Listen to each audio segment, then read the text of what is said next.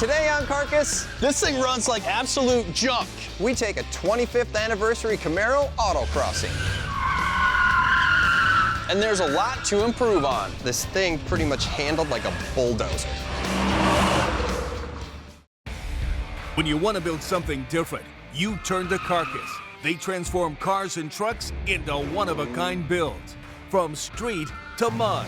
If you dream it, they can build it. This is Carcass, a non-traditional speed shop.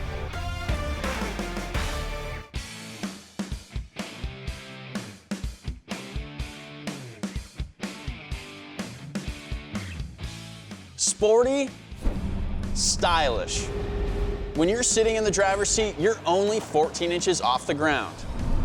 It thumps, it bumps, and it's, well, fast-ish. This is our 1992 Chevy Camaro, but this isn't any ordinary Camaro. This is the 25th anniversary edition with 16-inch alloy aluminum wheels and a whopping 170 horses under the hood. Now, 1992 was a big year for this car, but just 10 years prior, in 1982, GM released the third-gen Camaro, and it sold somewhere in the neighborhood of 173,000 units that year. Well, 10 years later, GM had sold a total of 3.7 million of these Camaros, and that's a whole lot of third-gens on the road. Now, our third-gen Camaro sports the F-body platform, which has more room under the hood, and it had quite a few engine options. Ours has a 5-liter V8 backed by a 4-speed automatic transmission, which made this puppy reach a top speed of 129 miles an hour and a slow 16.5 seconds in the quarter mile. With 170 horsepower, putting out 255 pound-feet of torque, this planted the Camaro right in the mix of sports cars for this era. Coolness aside, the 25th anniversary edition came with some novelty perks known as the Heritage Package. This came with a color-matched grille, racing stripes that stretch from front to back, and special 25th anniversary badging.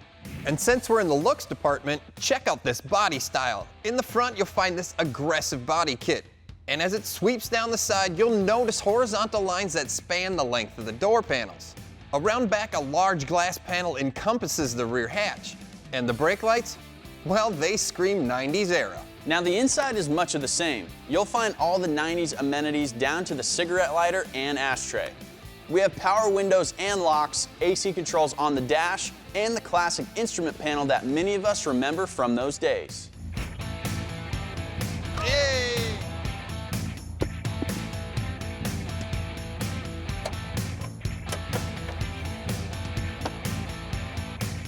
Our 5-liter in our 92 Camaro shows about 193,000 miles. And we're about to put this thing through the ringer, so for a little added insurance, we're going to be running Seafoam high mileage motor treatment in the crankcase and in the fuel system.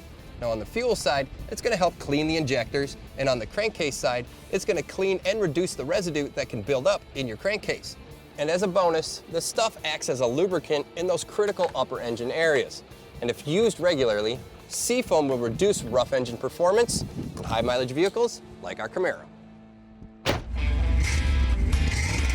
We're back at NCM Motorsports Park here in Bowling Green, Kentucky, and they have an awesome road course where someone can have a once-in-a-lifetime experience and take a ride in a Corvette.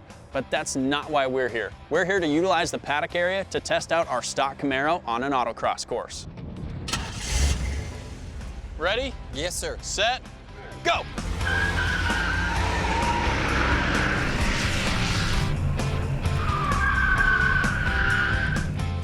Sounds okay for a 305.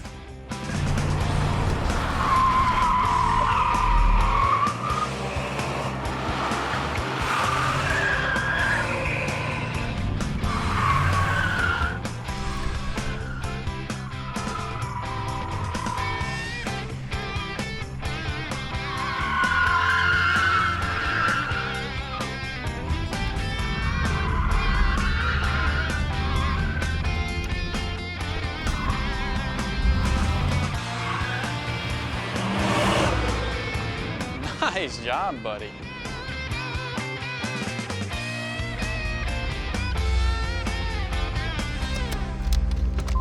All right, how fast was I? 49.59. Well, this thing pretty much handled like a bulldozer. Really? Yeah, so like when you get into a corner, you gotta like make a hard left. Yeah. It's pretty much gonna go straight like a bulldozer would. Perfect. Yeah, tires are terrible. Yeah, but makes sense.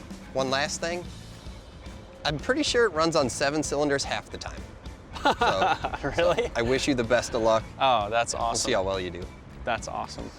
Great. Get me in here. Ready, set, go.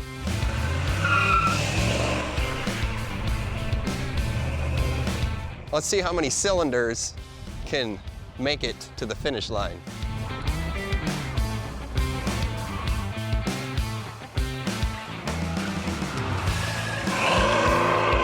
32, 33, 34. He's actually not doing terrible.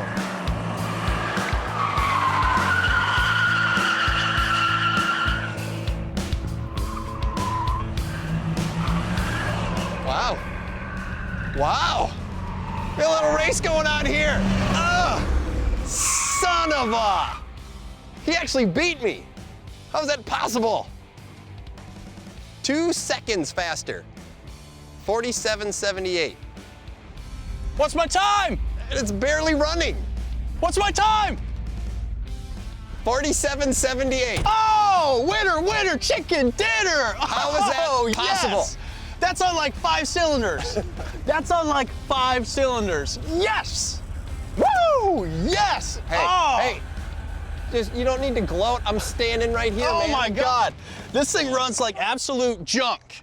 And I still beat you.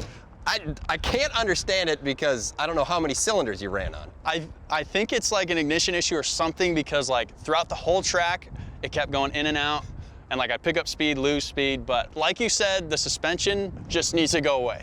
I think so, and now that we have an issue underneath the hood, I think everything under here needs to go away to the hood. Yeah, and now we can pick up every single one of these cones and go home because it's hot. I don't want to. Up next, what's in store for our 1992 Camaro?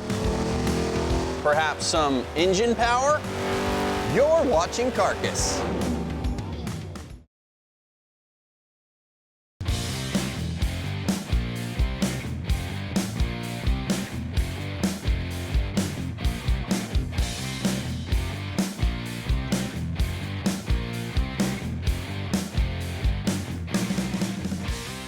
Okay, so here's what I learned from yesterday. With the ignition issues and everything, this motor probably needs to come out and it's super underpowered anyways. Right. But Pat and Mike have that Low Buck Vortec, the 5.3 LS based engine that I think would be a perfect fit for this. Yeah, I think a really good thing to back up this Low Buck Vortec, which is a great idea to put in it because guys put LSs in everything. We'll get rid of the 700 R4 that's behind here. The guys from Gearstar built us a Turbo 400 that is specifically designed for autocrossing, and obviously that's what this car is going to do. Yeah. So I think we could probably just get on to getting the stuff out of this car, get it on the hoist. Yep. And make some room for all this new stuff going underneath it. Yeah, get the old stuff out, new stuff in. Sounds good. Here's the grand idea for this build. We're gonna take our 92 25th anniversary Camaro and turn it into an autocross car. We're gonna get rid of the 170 ponies, go all the way up to 406 ponies. We're gonna back that up with a Turbo 400 transmission specifically built for autocrossing. Then we're gonna move underneath the car, ditch all of that old tired suspension, and replace it with a bunch of good parts that's gonna make this car hug and handle on the course. We're gonna wrap a wide set of wheels with a wide set of tires, and then put some fender flares on the side of the car to give it a nasty stance. When we're done with that, Jimmy and I are gonna design our own mild Aero package, but we're gonna do all of that right here in-house. We'll make life easier for us by removing the hood. It'll get set aside for some attention later. Then with the vehicle in the air, we'll need to do a bunch of odds and ends to get this drivetrain out, like draining the oil. So this has got to be a first. I've been working on cars for like 20 years now. Somebody left the harmonic balancer installer in the balancer without the crank bolt in there. So literally the installer is what's holding the balancer on. That's a free tool right there is what that is. Dirtiest part of any job. Fluids. Look at that. Little additive for you. Injector cleaner. Beauty. That didn't help. In addition to draining all the fluids, we'll need to cut out the old exhaust and make room for us to remove this old transmission.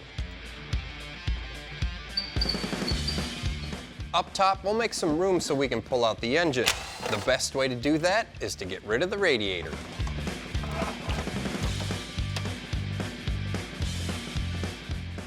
Dude, that's a new radiator. Look at that. That's a new fan. Look at that. Let's take a break from our 305 tear out and take a look at what's going to be replacing this thing. This is the 406 horsepower, 5.3 liter LS from the guys down in Engine Power. Now this thing came out of a wrecked Silverado, so Pat and Mike tore it completely down to the engine block, cleaned it all up, and threw it back together. Now when they were done with it, it ran like a watch. And the big thing for us is, man, it's gonna double the horsepower underneath the hood of our Camaro. With the added horsepower, we're gonna need a transmission that won't grenade into a million pieces. And this is where Gearstar comes in. They custom built this level 4 turbo 400 transmission. But Zach, the owner of Gearstar, wouldn't call this a transmission. At this level, he calls it a horsepower transferring system. This transmission can handle up to 1,000 pound-feet of torque, and all the transmission that come out of his shop are custom built by a single expert from start to finish, and they're dyno tested for 100 miles. And Gearstar backs all this up with a 36-month warranty and dedicated tech support. Now that we know what engine and transmission are going in this thing, let's get rid of the 305 and make way for the new drivetrain.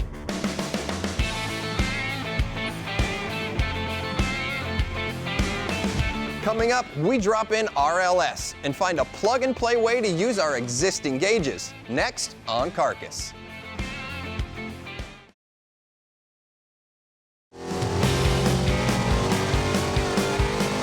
This is the 406 horsepower LS that we got from the guys down in Engine Power.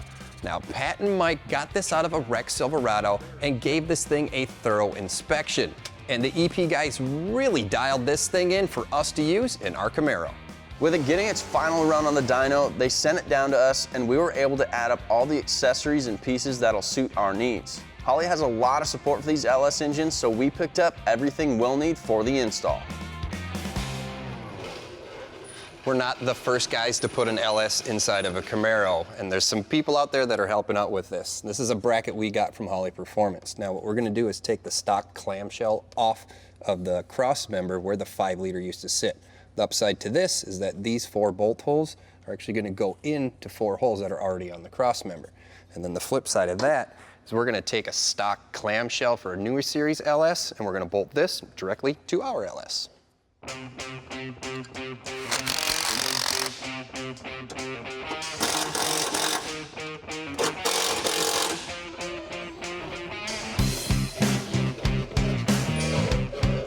All right, go ahead and go down.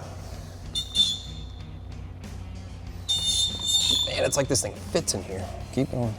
Our engine fits easily into our motor mounts, and a couple taps with the hammer get the bolts all the way through. There's a lot of you guys out there putting LSs in anything and everything. And there's some vital signs we need to keep track of, like the oil pressure and the coolant temp. Now we know that the stock sensors on our LS aren't gonna work with our gauges inside of our Camaro.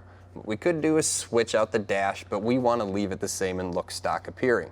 We could also come out here in the engine bay, find our stock sensors, look for our wiring to match, see if the connections match, and if they don't, get into the harness, cut and splice new connectors in it. Now that's all fine and dandy if that's something you guys want to do, but we're looking for something a little more plug and play ready. So we're going to be adding a brand new set of stock 305 sensors. We're going to start with the coolant temp sensor. Now the coolant temp sensor for our LS, we need to keep that because it's going to run our MSD ignition box to run our coils. So we're going to go ahead and add a stock 305 coolant temp sensor back here on the passenger side cylinder head.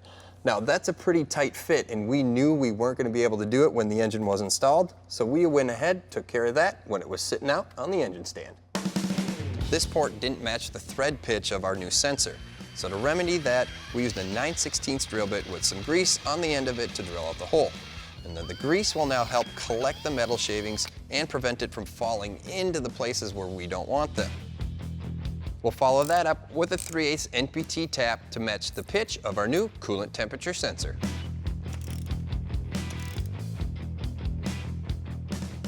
On the oil pressure side of things, the stock oil pressure sensor is on top of our LS, and that's not going to work for us because it doesn't plug into our harness.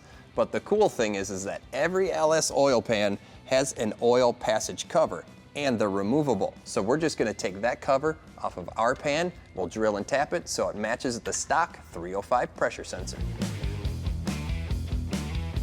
We're using a 7/16 drill bit to go along with our NTP tap. When cutting threads with any tap, it's smart to drive it in a couple of turns and then just back it out a little bit. This allows the metal chips to clear the cutting edge. We're going to use an adapter because we're going to get close to the headers. Put the sensor in.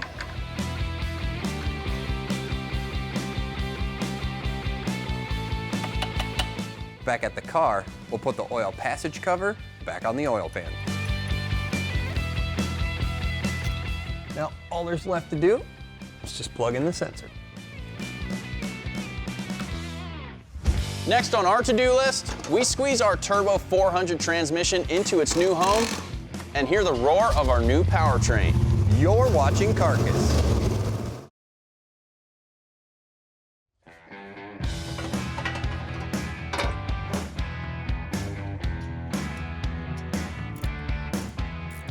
We had a lot to do to finish up the engine install on our Camaro, and a carburetor is going to be our choice for fuel delivery because that's what the guys down in Engine Power set this engine up for. Now our stock fuel pump's going to deliver way too much pressure for our carburetor, so we're going to switch that out with the fuel pump that's going to deliver 7 to 10 psi to run our quick fuel carb. We opted for a quick fuel pump from Holley Performance, which we plumbed up with Dash 6 fittings and hoses.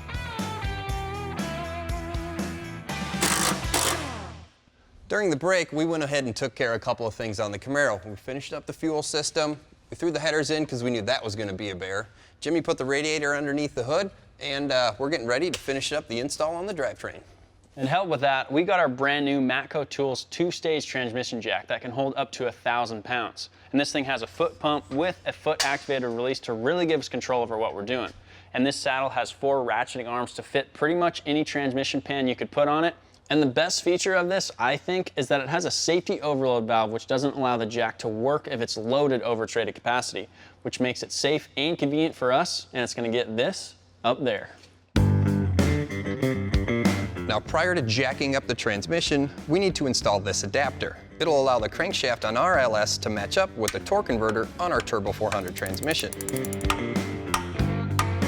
On top of that, we installed an LS flex plate we picked up from Summit Racing. It gets 6 bolts that we carefully snugged up with an impact. We then torqued them down to 35 pound-feet in a crisscross pattern and followed that up with a final round at 74 pound-feet. Let me give you a hand with this thing. So a little trick to this, since we have the headers in, it's a really tight squeeze. We actually loosen the header bolts so that the engine can tilt back a little bit more so it'll clear the ears on this bell housing. We also pulled the torque converter because we didn't want to chance it falling out and dropping it. And once we get the transmission back up and in here and straight, we'll put the converter right back in it.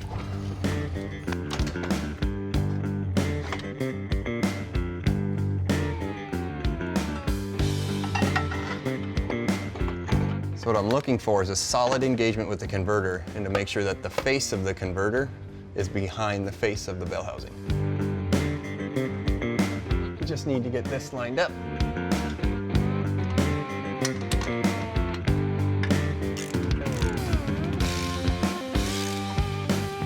Before we connect the flex plate to the torque converter, we need to install the crossmember. The Turbo 400 crossmember comes with an additional mounting hole, which we will drill a hole for, and add an additional bolt. Finally, we can marry our engine and our transmission together. To do that, we'll have to work in a really tight space using 3 bolts to connect the flex plate to the torque converter.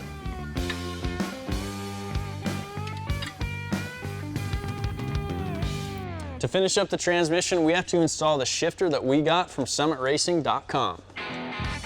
Our stock shifter won't work with our manual valve body transmission, so it needs to go, but we want to make every effort to make sure our new shifter looks like it belongs here. So carefully disassembling the old shifter will allow us to see where we'll need to make any mods to the center console and prevent our new shifter from sticking out like a sore thumb. I think that'll work. With Jimmy finishing up the interior of our Camaro, I'm going to go ahead and get started on the exterior of our Camaro, because we want this thing to look as good as it's going to perform. And to do that, we're going to be using Sonax's Polymer Net Shield and their Brilliant Shine Detailer. Now, their Polymer Net Shield is actually a sealant, so it's going to help protect the finish of our paint on our Camaro. And it's pretty simple to apply. We'll just spray a little bit onto our applicator sponge, and we'll work it into the panel in small areas. And when we're done, before it dries, we'll buff it off with a clean microfiber towel. The Polymer Net Shield will give us up to 6 months of protection. But when we're ready to bring the Camaro out and just dust it off before we hit the track, we can go ahead and use their Brilliant Shine Detailer. Now, this stuff can be used as a waterless wash. And when you combine the detailer and their Polymer Net Shield together, it will give our Camaro up to 9 months of protection.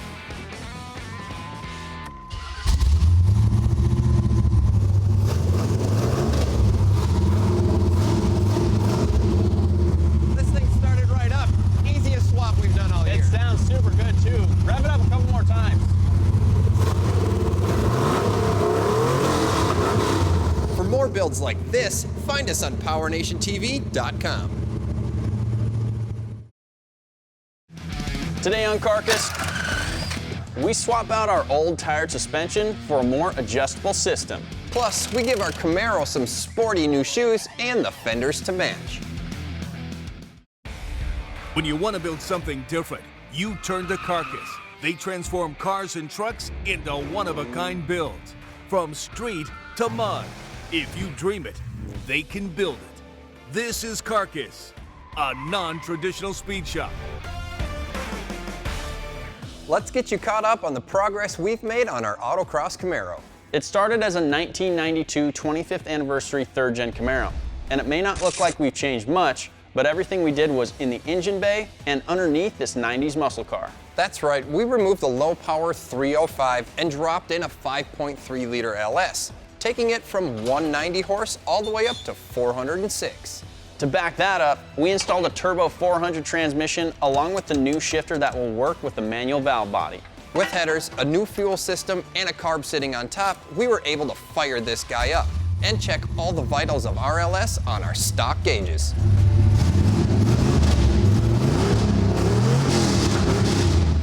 And today we're going to see a much bigger transformation on the outside of our Camaro.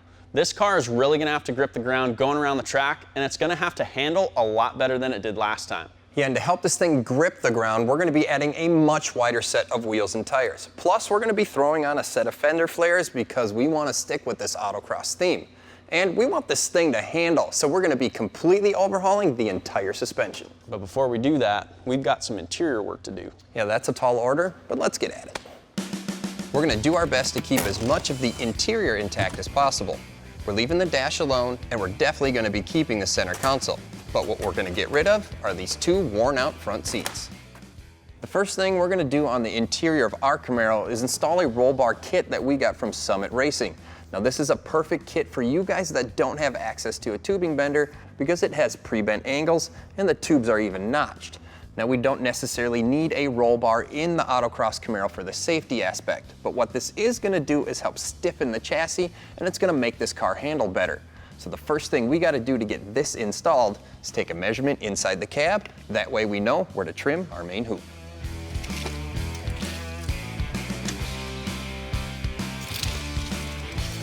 So the inside was 35-ish. Looks like we got to cut off about 2 1/4 inches.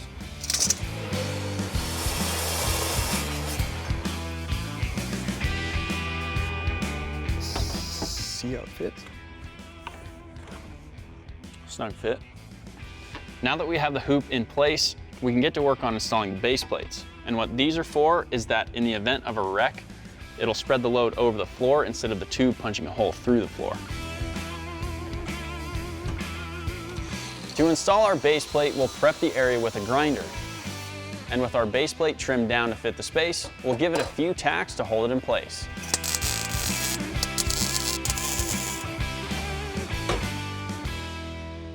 Now that we have our main hoop in, we can move on to the down bars, get a measurement, get them fit up, and get them tacked in. With our measurement of about 30 inches, we'll measure from the notched end of the down bar, then we'll take it over to the chop saw, where we'll cut it at a 55-degree angle. Back inside the Camaro, we need to tack in our base plates for the down bars. And then we can test fit to see if everything lines up. Those fit pretty good. Yeah, mine fits good. All right, now let's just weld the plates in, then we'll weld the bars in. We'll need to take some care when we're welding in these base plates. First, we don't want to burn a hole through the floor of the Camaro. And second, we don't want to warp any of the sheet metal that makes up the floor. To prevent this, we're going to be using a MIG, so we can turn on and off the heat quickly. And we'll be moving around, so we don't put too much heat into one place. With the hoop and down bars, we'll be taking a different approach. For one thing, we're going to be using the TIG. The welds look a little bit nicer and the metal is thick enough, so we're not afraid of piling in too much heat. We'll tackle the point where the down bars meet the hoop first. This way, we can just tack it in, slide the whole assembly out of the Camaro, and weld it on the bench. That way we don't mess up our nice headliner. With those welded solid, we can slide the cage onto our base plates and burn those in with the TIG, leaving only the crossbar to be installed.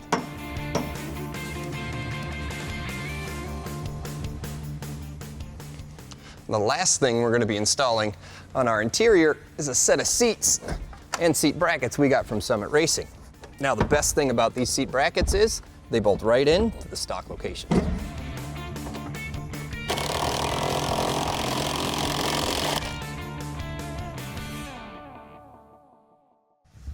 Coming up, we tear out our old suspension And make room for a slew of new parts. Next on Carcass.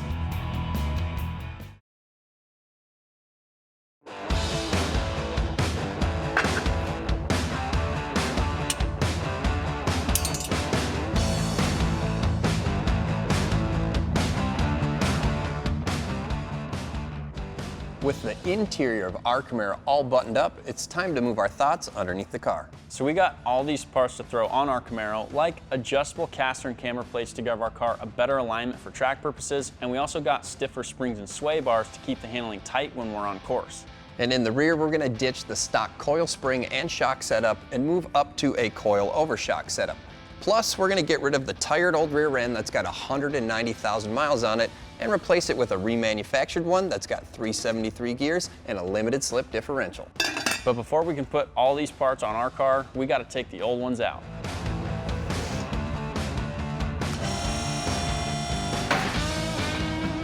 To kickstart the suspension tear-out, we'll remove all 4 wheels and tires. We have plans to add a wider set that's more suitable for autocross later. With those out of the way, we can disconnect the tie rod end from the spindle. A cotter pin is removed along with the castle nut before giving it a few hefty taps with a hammer to knock it loose. Next, we'll remove the sway bar. First by unbolting the sway bar links, and then we'll finally remove the mounts and the bushings. Got it? We'll remove the calipers because this is all getting updated later. We'll be putting in new rotors, pads, hoses, and calipers. They will help control the Camaro as we enter the tight corners on the autocross course. Now to keep our shop floor clean, we're gonna do some fluid management before we disconnect the calipers. We've already drained the master cylinder up in the engine bay, but there's still plenty of brake fluid in the lines that can drip all over the floor. So to help us, we're gonna use a vacuum bleeder to keep the shop floor nice and clean. This does a good job at getting most of the brake fluid out, but there's always some stubborn drops that you'll have to clean with a shop towel. With our brake hose disconnected, we can remove the calipers and scrap the center link, which we'll also be replacing.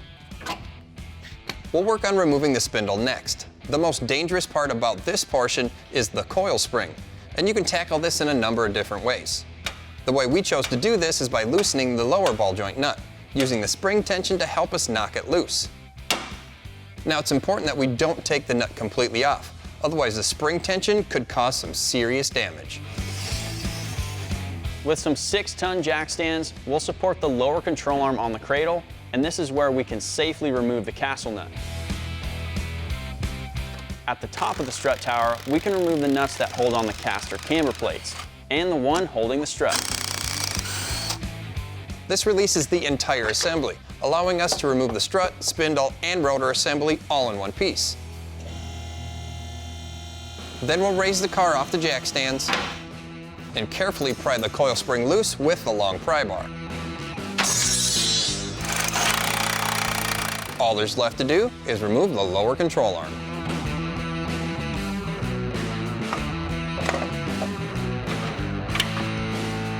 With the front all apart, it's time to move on to the rear. We'll begin with the pan hard bar. The teardown out back isn't nearly as complicated as the front. You still have a spring that is under tension that you should be careful with, but with our vehicle, these are so worn out, they can be removed without a problem. The lower control arm needs to be unbolted next. This is under a little bit of load, but with the help of a pry bar, that allows us to free up the bolts. At this point, the rear axle is only being held in by the shocks. The last thing to be disconnected is the e-brake cable. A pair of pliers help release it from the bracket, allowing us to lower the axle and support it on a set of jack stands. In the cab, we pulled back the carpet so we could unbolt the top of the shock.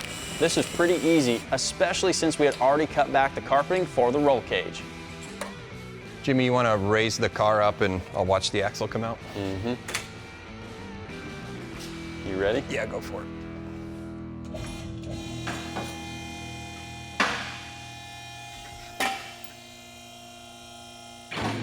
Up next, the upgrades that will help our Camaro hug the pavement. You're watching Carcass.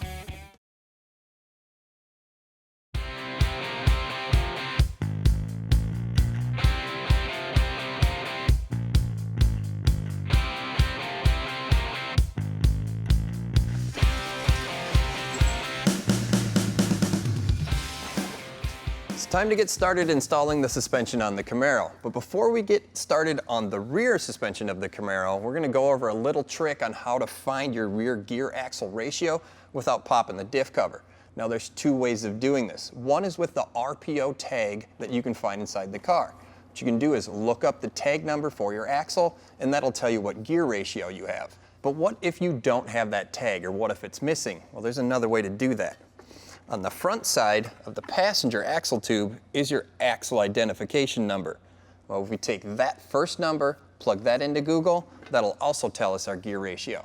Well, by looking that up, this says we have 273 gears, and that's just not going to work for Autocross. So that's why we ordered our remanufactured axle with 373 gears, because that's just going to give us better off-the-line acceleration. The first part of our rear suspension install is going to be these coilovers, but they install a little bit differently than the stock shocks. As you can see, the stock shock uses a stud with a nut to hold it in place. On our coilover, we have a rod end type end with a special bracket that goes on top, and then this stud goes in the original shock location.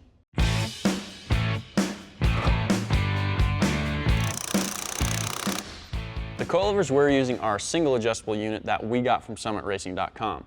The great advantage to using these is just by twisting this dial, you can make the shocks stiffer or softer.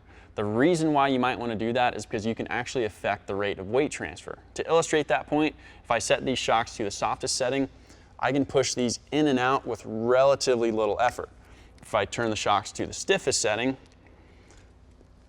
I can barely push these in by myself. So this is going to be a huge improvement, and it's exactly why we're going to put these on our Camaro.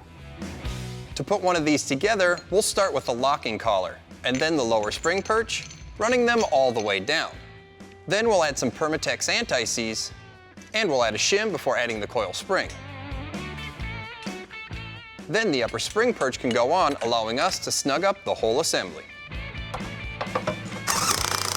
With our shocks in place, we can install the rest of the suspension kit we picked up from Summit Racing. The lower control arms get bolted in. Then we need to add some shock mounts to our remanufactured axle we got through AutoZone. We'll need to drill out a hole in the stock shock mount to accommodate for our new bracket. So we'll tighten up one bolt and use the other hole as a drill guide. With it drilled out, we can finish up the installation.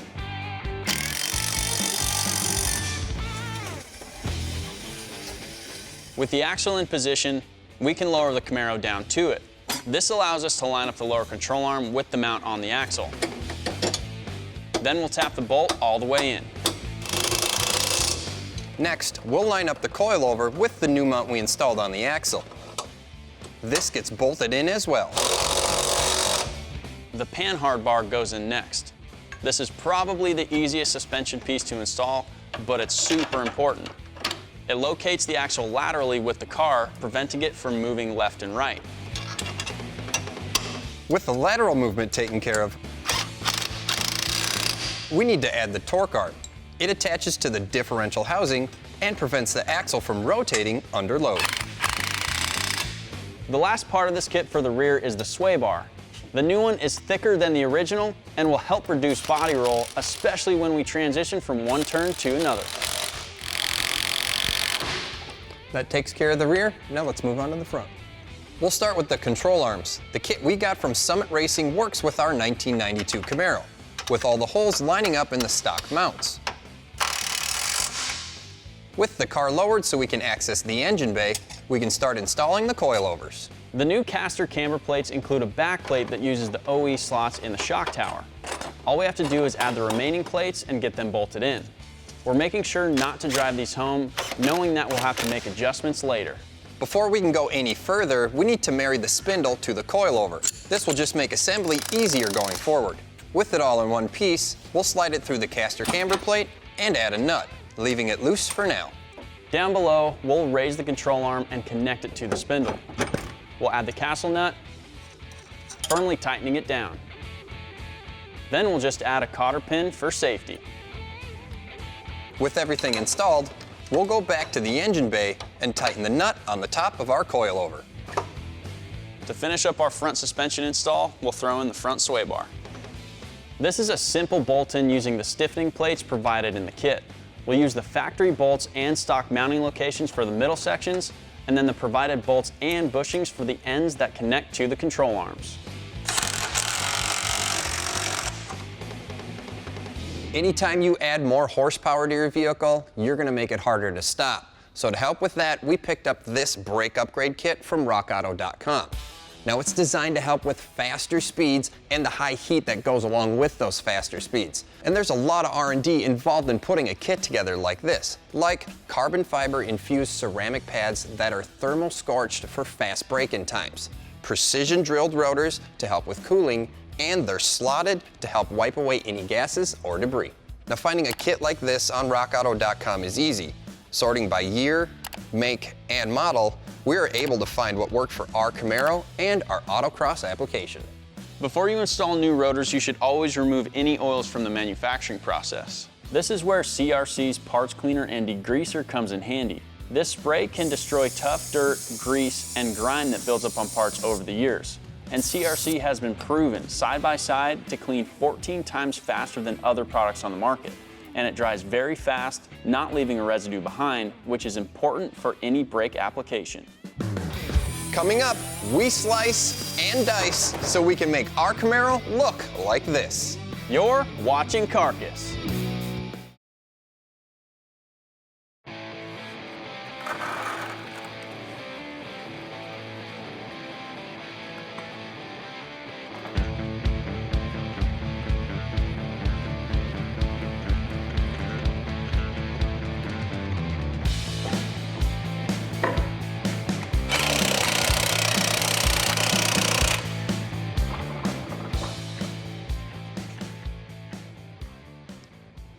It definitely sticks out, but we did do this by design. Yeah, it looks a little odd from the first set down, but I really like it. That's the easiest way we could get the wide wheels and tires on it and give us that wide track width. Yeah. So the look is right. The weld wheels we got from Summit Racing look great with the Continental tires wrapped around them, but the stance of our Camaro looks a little bit funky. Yeah, Jimmy ordered these wheels specifically with this back spacing because that gives us that wide track width, and that's going to help decrease lateral load transfer, which can help in autocross and in road racing. So to fix our stance, we ordered these really big fender flares to give it an aggressive, cool look.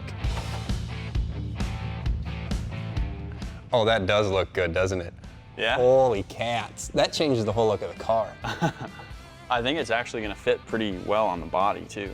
Yeah, get them installed. These are universal fender flares we picked up from Summit Racing. With them being universal, they're not going to fit right out of the box. And right off the bat, we know we need to do a little trimming to the bottom lip. There are a couple of ways you can do this, but we're going to use a cutoff wheel to make our cut. We'll follow that up with a file to clean up the edges.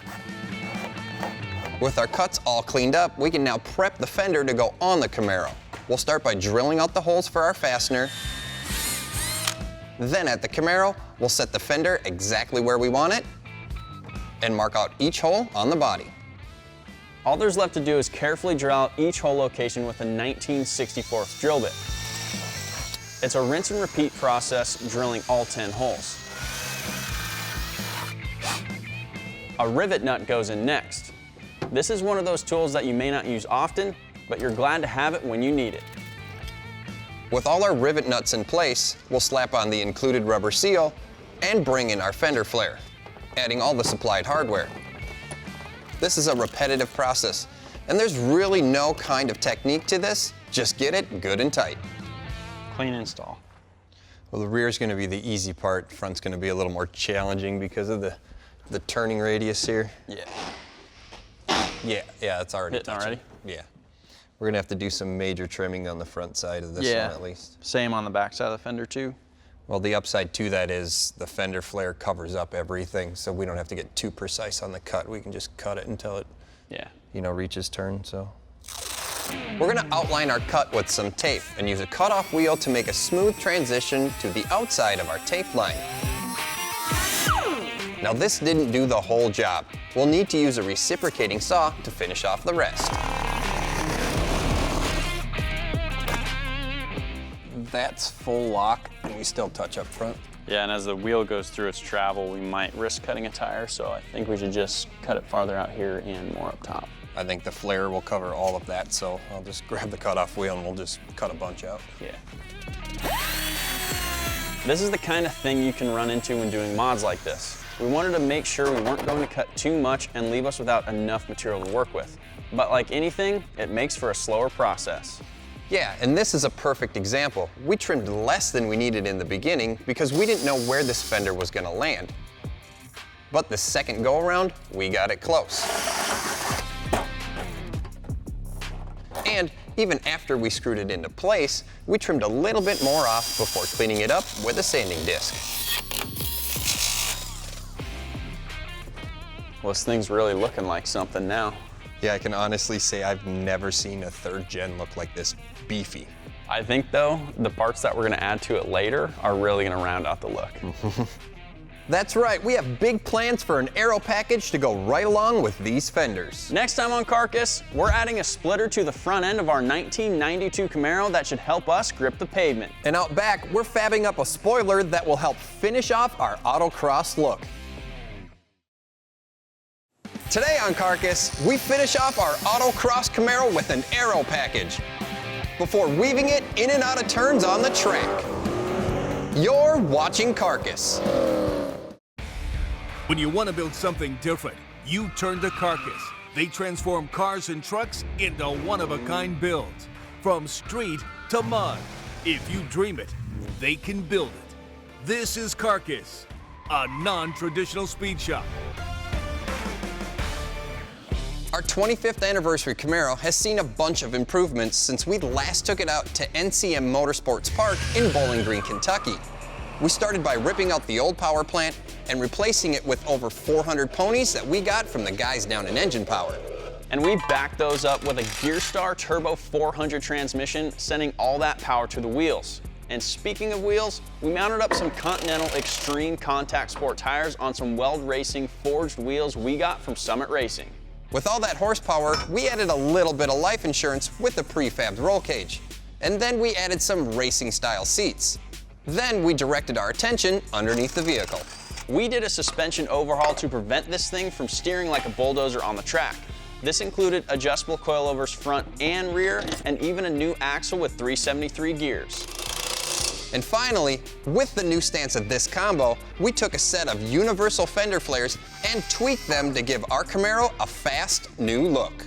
To go along with the fender flares we installed on our 92 Camaro, we're gonna make a front and rear aero package to match. In the rear, we're gonna get rid of the cheesy spoiler that really wasn't doing much good anyways, and replace it with an aluminum spoiler Jimmy and I are gonna fabricate to help with rear downforce. And up here, we're gonna make a splitter to help with front downforce, and we're gonna make it out of materials you might not have thought you could make a splitter from. But before we can lay down some serious track times on the course, we're gonna have to install the hood that we got from Summit Racing and bolt in the exhaust we got from Holley Performance. So the first thing to come off is that cheesy spoiler. The spoiler is held on with a couple easy to find nuts and some that are hidden under some plastic plugs.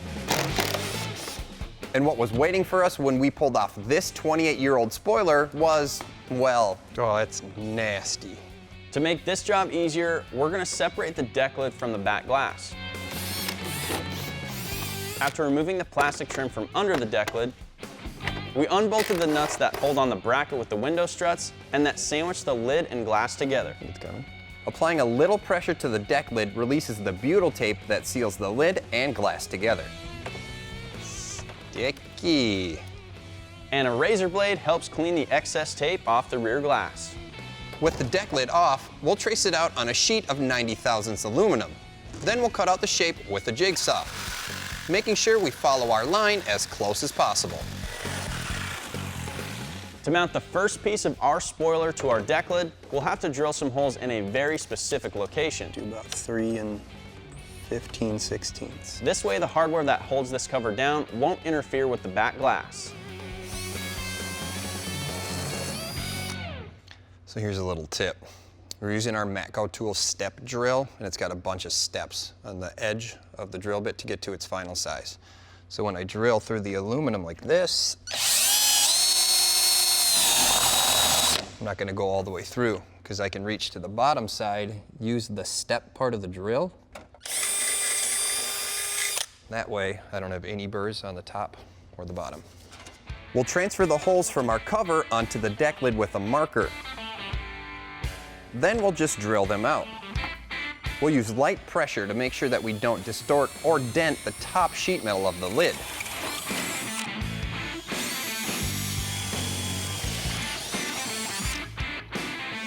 With our cover in place, we'll add some hardware and then just snug it up for now. For the rest of the mounting holes, we'll utilize most of the original holes from the stock spoiler, adding 2 additional holes on the edge of the deck lid. We'll follow that up with some hardware to keep it all together. Right, sir. $1 million question here. How tall do we make the spoiler? Maybe like 5 or 6. I say 6 inches. There's really no rhyme or reason to that, though. Yeah, I mean, unless we could actually do like a scientific test. It'll probably do something if we have something here, yeah, but it'll look cool. Right, it'll look totally cool. Yeah. And then I think we'd talked like 20 degrees off of vertical, right? Yeah, something like that. All right, I think that's something I can totally handle. Over at the shear, we'll mark out our spoiler using the same 90 thousandths aluminum. We're making our mark at 7 inches. This allows for a 1-inch overhang on the bottom of our newly installed deck lid cover.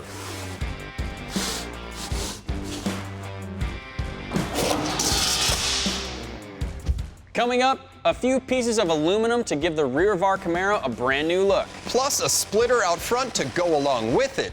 You're watching Carcass.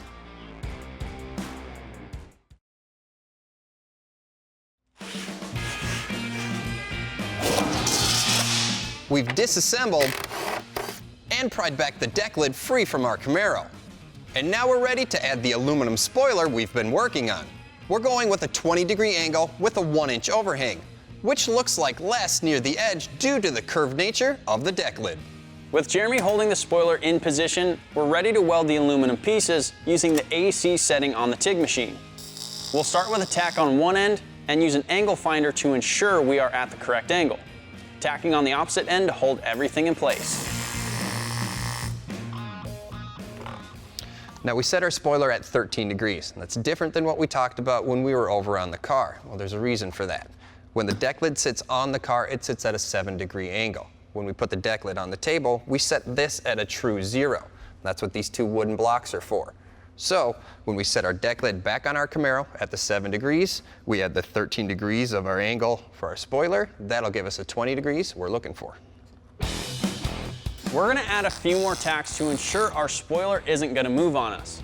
Then we can expand those tacks, laying down a 3-inch long bead to permanently affix the spoiler.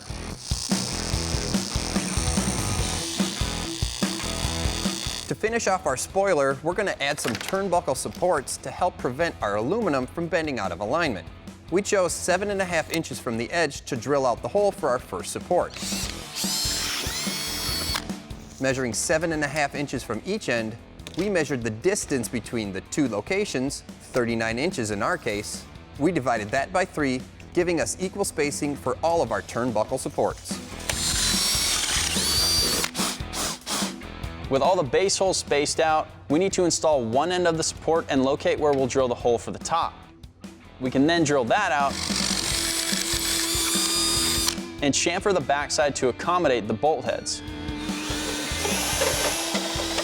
From here, it's just rinse and repeat.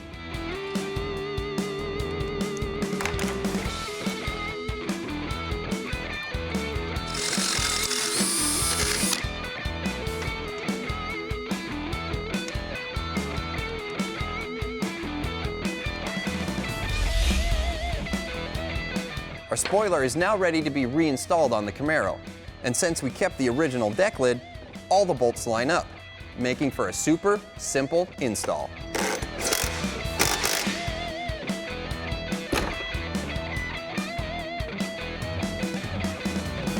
We just wrapped up the rear spoiler install on the Autocross Camaro, which in theory should give us better track times and more downforce. So to get more downforce in the front, we're going to be building a splitter. And to do that, we're going to be using tools that a carpenter might use and using materials you'd more likely find in your house than on your car.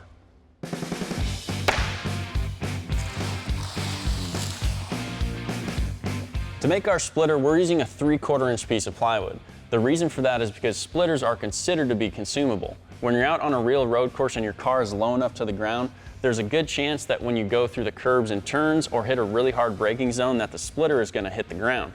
All those impacts and that scuffing can cause it to deteriorate or break over time. And the best part about using wood is that it's really cheap and you can just go to your local hardware store and get another piece. With the plywood under the car, we're using a plumb bob to transfer the shape of our bumper. The trick is to let the plumb bob stop moving at each point. With the shape of the bumper mapped out, we'll move the plywood over to a tabletop to make the rest of this process easier. We're going to use a compass set to 5.5 inches to create the lip on our splitter. For each mark we made with the plumb bob, we're going to make a matching mark 5.5 inches away. This will create our cut line.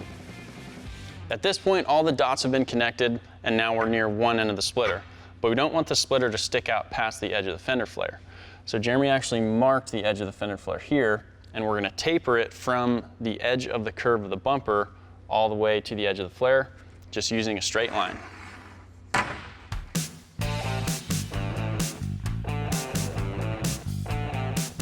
With our handy jigsaw, we'll carefully cut along the line.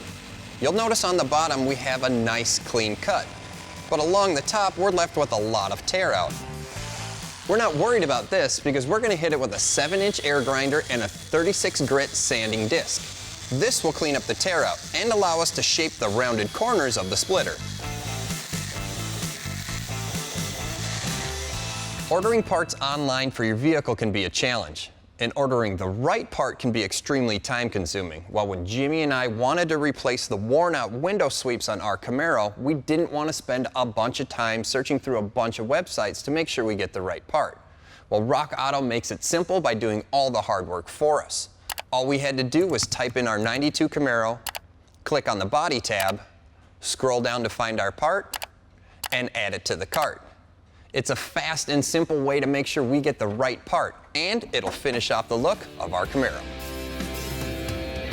Up next, we finish off the Aero package with some fabricated mounts, and we'll show you how we plan to seal off the gaps. Next on Carcass.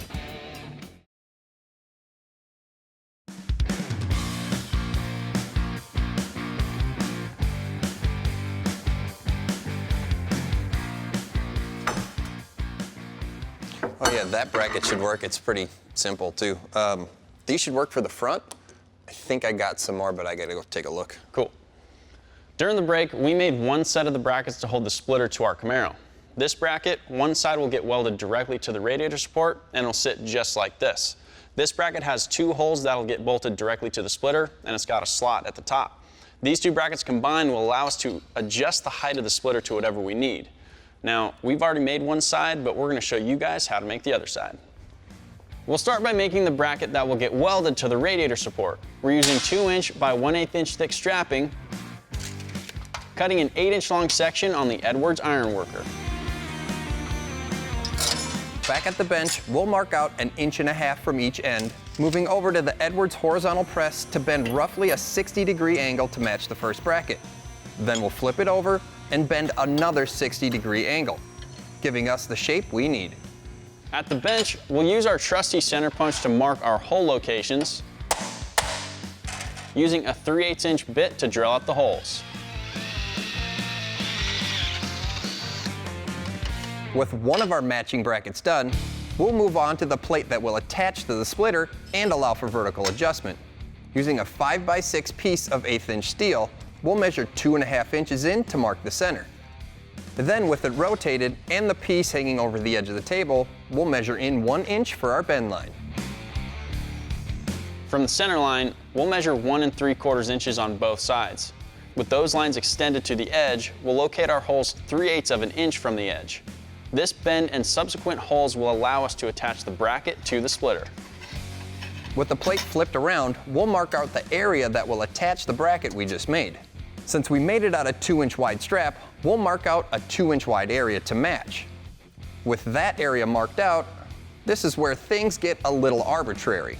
We're trimming this plate down so it makes sort of a triangle shape. So we measured in 1 3/4 inches from the edge and then just connected the dots. With our overall shape figured out, we need to figure out where the slot will go, allowing us to adjust the splitter height. We went with 1/2 inch from the edge for the top of the slot and 2 1/8 inches for the bottom, giving us just over 1.5 inches of adjustment. We'll mark out all the holes for a sanity check and use a 10mm socket to give us a line to sneak up on when we go round off the corners. Then we can begin drilling all the holes out using the drill press and a 3/8 inch drill bit.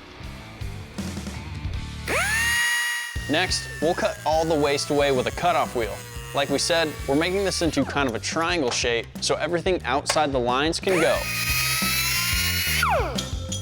We'll follow that up with cutting the slot and clean it up with a die grinder.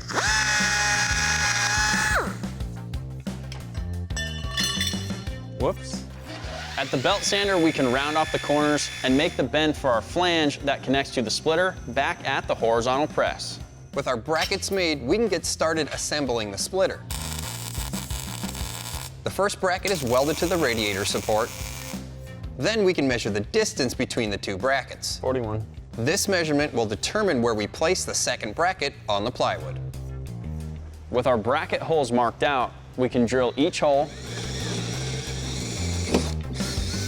and insert the hardware that will hold our second bracket onto the plywood splitter, tightening everything up.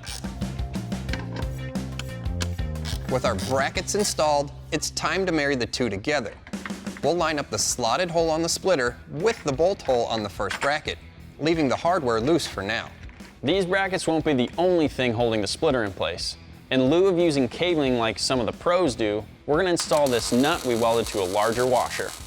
Then we can pass the threaded rod through the splitter, add a jam nut, and thread it into the nut and washer combo, securing it in place with the jam nut. Now that we have the main structure done for our splitter, we need to build an air dam so we can actually force air to hit the top of it. Because when air hits the front of the car, air will go up and air will go down. The air that goes down on top of the splitter will put force on the front two tires. Now this won't work unless we close the air gap between the splitter and the bumper. So we'll be sticking to our plan using readily available and disposable materials. We opted for some no-dig edging. This stuff is flexible enough to work in the corners, but stiff enough to withstand the forces of the air we'll be putting on it. With the tab installed on the splitter, we can install it again on the Camaro. adding the remainder of the edging, screwing the bottom to the first layer of edging and the top to the bumper.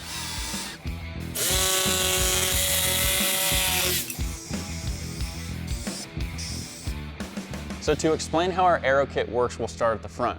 When air hits the front of the car, it's either going to go up or it's going to go down. The air that goes down will hit all the surface area on our front splitter, providing downforce on the front two tires. But the back is a little bit more complicated. When air flows over our Camaro without a spoiler, it just kind of flies off the back, but the spoiler changes things up. The spoiler acts like a wall and it slows the air in front of it down. When air slows down, the pressure increases, and the increased pressure on the deck lid provides force on our rear tires. Coming up, we hit the pavement and put our Autocross Camaro to the test. Next on Carcass.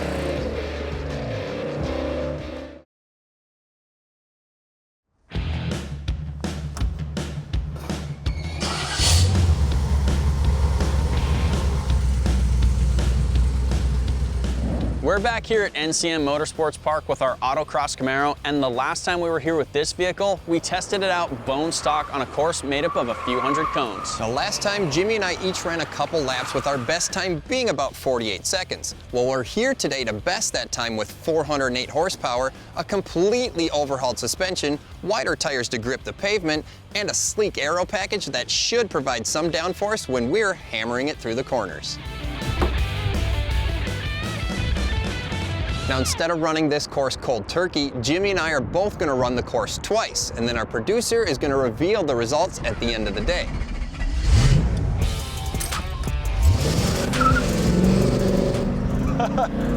That's a lot faster than it was before. All right. This thing feels stuck to the ground. Feel like I'm carrying a lot more speed too. Now, the first time out here, I was still having fun in a third gen, but I can tell you, this is a lot more fun. How was it? It was way better than last time, I'll say that. I'm ready for a second run, see what you're it can killing really it do. out there. Go for it, man. Awesome.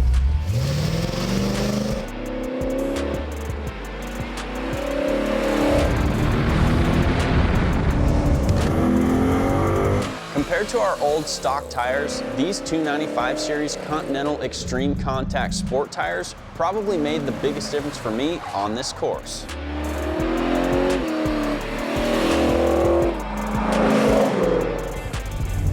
You want to talk about having fun in a third gen? This is the car. This is so fantastic. Yeah, hey dude, speaking of having fun, get out of there. It's my turn to take it for a spin.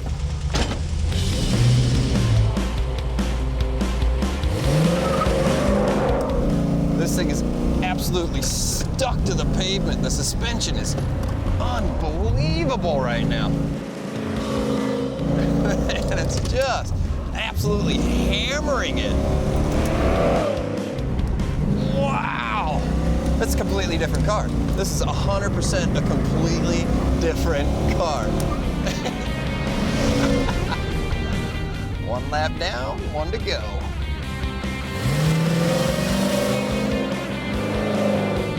Oh man, this thing is just running out like $1,000,000.